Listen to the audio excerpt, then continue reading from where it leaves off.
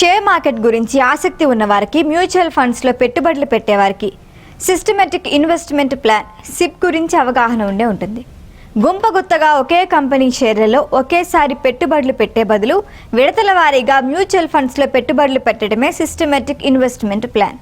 ఇది పెట్టుబడి పద్ధతి. అయితే ఎన్నాళ్ళు మనం పెట్టుబడి పెట్టుకుంటూ పోవాలి? దాని ఫలితాన్ని మనం పొందేదెలా? మనం దాచుకొని కూడబెట్టిన డబ్బు పెట్టుబడి రూపంలో షేర్ మార్కెట్లోకి పెట్టిన డబ్బుని మనం అనుభవించేది ఎప్పుడు? అంటే మన అవసరాలకు దాన్ని వాడుకునేది ఎప్పుడు? దీనికి సమాధానమే ఈ స్టోరీ.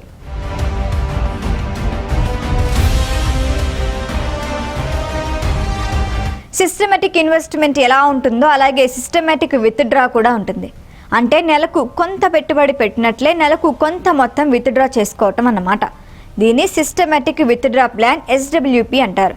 దీనిలో నెలకి మనకి కావాల్సినంత అమౌంట్ని విత్డ్రా చేసుకోవచ్చు. దీని గురించి మరింత వివరంగా తెలుసుకుందాం.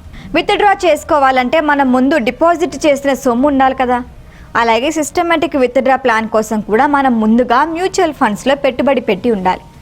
చాలా మ్యూచువల్ ఫండ్స్లో SWP ఆప్షన్ ఉంటుంది. అంటే ముందుగా పెద్ద మొత్తంలో మ్యూచువల్ ఫండ్స్లో పెట్టుబడి పెడితే కొన్ని సంవత్సరాల తర్వాత దాని నుంచి మనం రిటర్న్స్ ఆశించవచ్చు. అది కూడా ఒకేసారి అంతా వెనక్కి తీసుకోకుండా నెలకు కొంత మొత్తం మాత్రమే వెనక్కి తీసుకునే పద్ధతి SWP. దీనివల్ల చాలా ఉపయోగాలు ఉన్నాయి. అంటే మన సంపాదన తగ్గినా ఒక చోట ఆగిపోయిన SWP వల్ల నెలవారీ ఖర్చులు జరుపుకోవచ్చు. EMIలు, రెంట్, కరెంటు, పిల్లల స్కూల్ ఫీజుల్ని SWP ఉపయోగించుకొని చెల్లించవచ్చు అన్నమాట.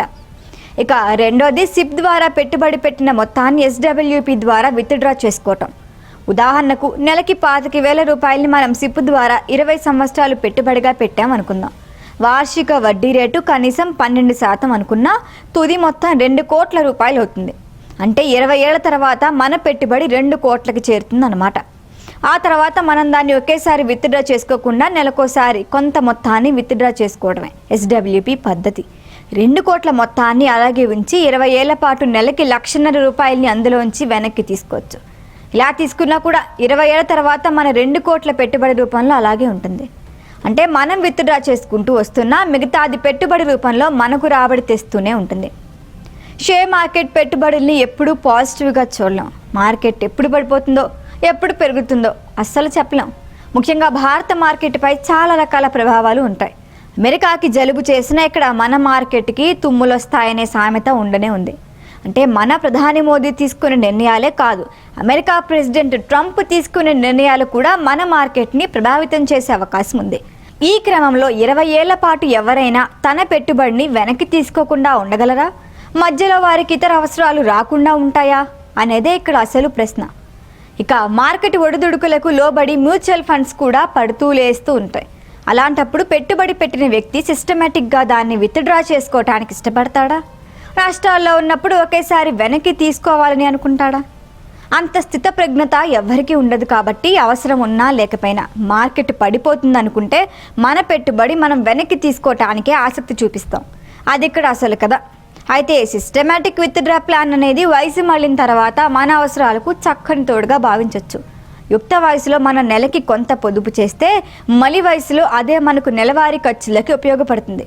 భూమిపై పెట్టుబడి, బంగారంపై పెట్టుబడి ఆశించిన లాభాలను ఇవ్వచ్చు, కానీ ఇలా మనం అనుకున్నప్పుడు క్యాష్ చేసుకునే విధంగా ఉండవు. అందువల్ల ఆర్థిక నిపుణులు మ్యూచువల్ ఫండ్స్ని బెస్ట్ ఆప్షన్గా చెబుతారు. అదే సమయంలో మార్కెట్ ఒడిదుడుకుల్ని పట్టించుకోకుండా పెట్టుబడి పెట్టి వేచి చూడగలిగితేనే దానివల్ల మనం అనుకున్న ఫలితాలు సాధించగలం. అప్పుడే సిస్టమేటిక్ విత్డ్రా ప్లాన్ని మనం ఉపయోగపడేలా నిర్దేశించుకోగలం.